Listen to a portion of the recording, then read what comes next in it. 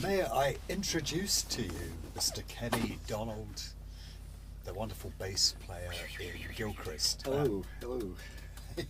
Kenny, when did you first get turned on to music? I think it was probably at a very early age.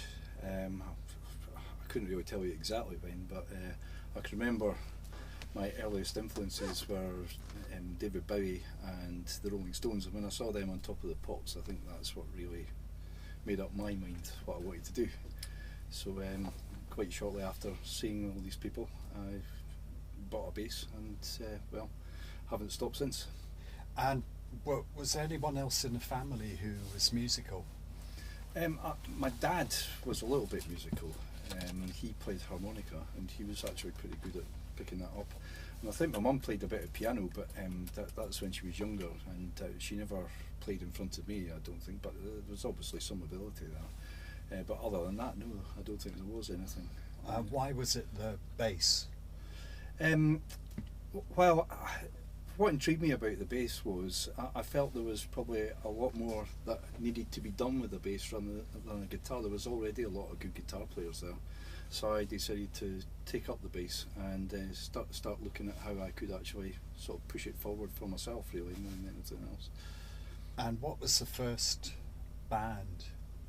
The first band we had was a punk band who had a better name than the actual music we were playing. They were called the Crabs from Uranus, and and they were shite, seriously shite. And shortly after that, I mean, I joined that band playing Rolling Stones and Status Quo stuff, which it was all easy stuff to play, you know. Yeah. This was roughly around about the time of punk when everyone was giving that a shot anyway, and that's just progressed from there, really. And whereabouts? Where were you doing this? Oh, Stonehaven.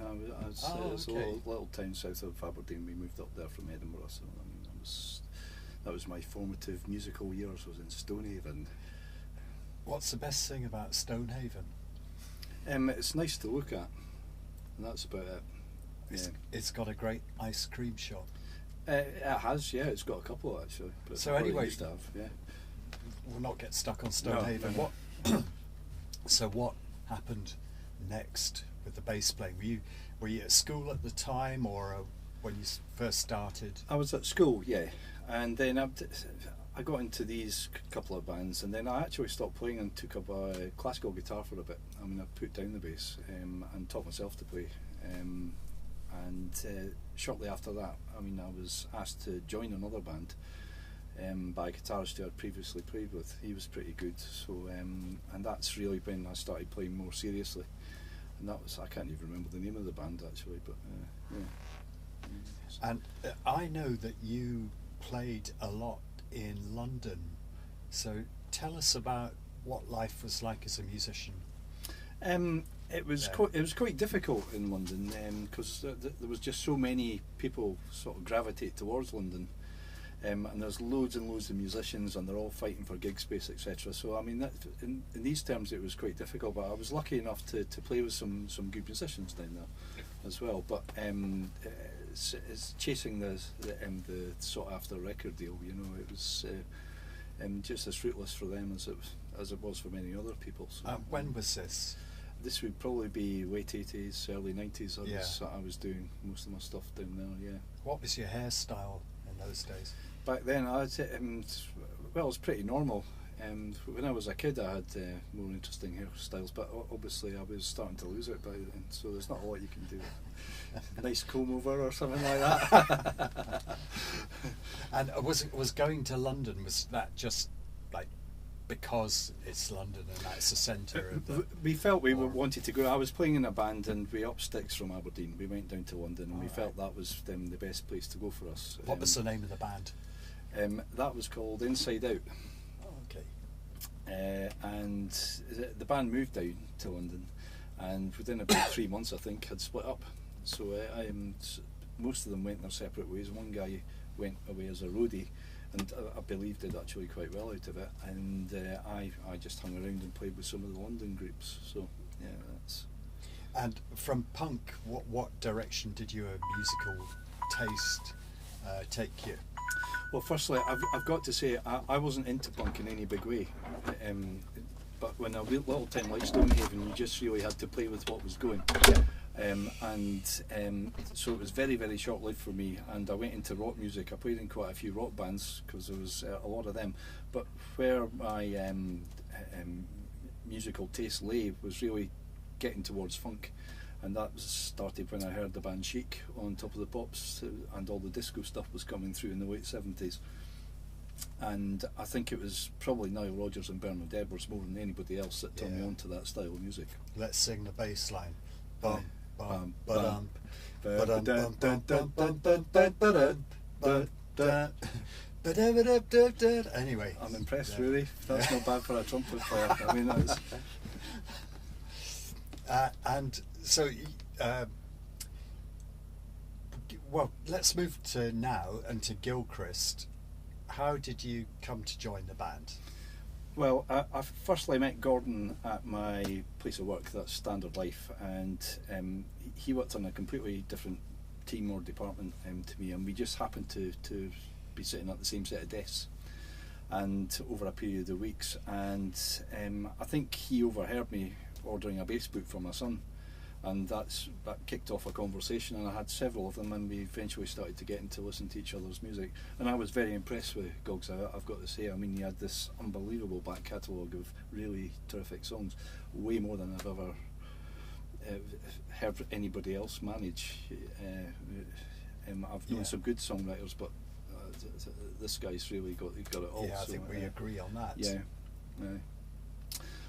Yeah, well, absolutely, yeah.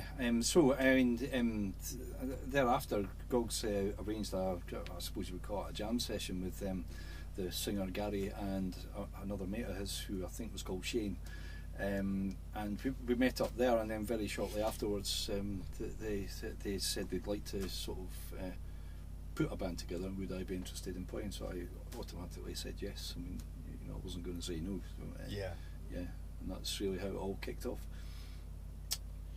And tell us a little bit about how the bass works in a band like Gilchrist. Well, I think the bass is, well, in a band like Gilchrist, it actually plays a kind of more pivotal role than most people give it credit for, because you are the link between rhythm and melody and harmony, and that's basically standing between the drums and the guitars and the keyboard, etc. And there's a lot happening in this band, so you've got to be very careful with where you're placing your notes, etc. But I mean, it's been very, very good, because a lot of the bass lines have been absolutely cracking to play. So. You play two basses. Yeah. Tell us about them. Well, one's a 4-string and one's a 5-string. The 4-string is kind of my main go-to bass. I mean, that's a wall custom. I've been playing walls for a number of years, and in my view, they're the best bass guitarists in the world. They're quite expensive, but I mean, it's worth actually buying one. The other one is kind of is something I go to occasionally. I mean, because it gives you the low B, which is a kind of deeper bass bottom end. Yeah. And that comes in quite useful at times. When you feel like a song, maybe a song has a certain feel, and you feel it probably needs that certain thing. At the moment, I'm only using it on one song in Gilchrist, but who knows? I may well sort of use it in some more.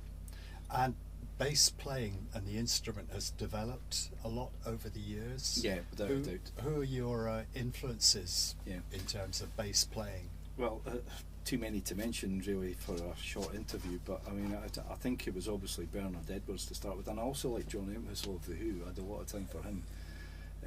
But then I got kind of more into sort of the funkier side, and also the jazz fusion thing that was coming up in the late 70s. So Jaco Pastorius, Stanley Clarke, then Mark King from Level 42 came along, and that's what really turned me on to the slap technique, although Stanley Clarke was doing it prior to that.